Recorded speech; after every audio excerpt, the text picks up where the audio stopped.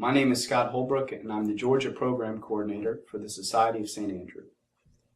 We are a national nonprofit hunger relief organization, and we work directly with growers to get any of the produce they can't sell, any unmarketable coals or grade outs, and we get it out to food banks and soup kitchens in our communities. So we began in 1979 by two Methodist pastors who operated out of a converted goat shed, but the mission has remained the same, which is essentially to bridge the gap between food waste and food insecurity in the U.S., addressing the 96 billion pounds of food that's wasted, dumped, or tilled under every year to the nearly 40 million Americans who don't have enough food to eat, and a quarter of which are children. But the good news is that this is a problem that has a solution.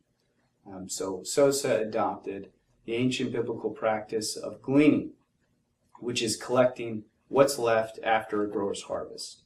So part of what I do is to coordinate volunteers to go out into the fields and lead them in a gleaning and to pick up what's left in the fields.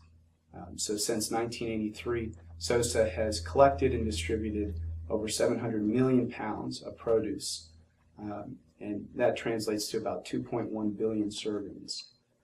So we work directly to get the food from the field to the tables of those who need it. The grant enables us in a very practical sense to address the real costs of packaging and freight when we move large loads of produce, and when we have produce drops or Harvest of Hope events. In a very practical sense, it addresses those costs, but it also allows us to increase our network presence and our efficacy. So what I've tried to do in Georgia is develop new areas and new markets to work in, to increase the awareness of Society of St. Andrew, to generate new revenue through new donor support, and to increase our presence of our network. This year in Georgia, we've been able to move more pounds, been able to coordinate more gleanings than we've ever done before.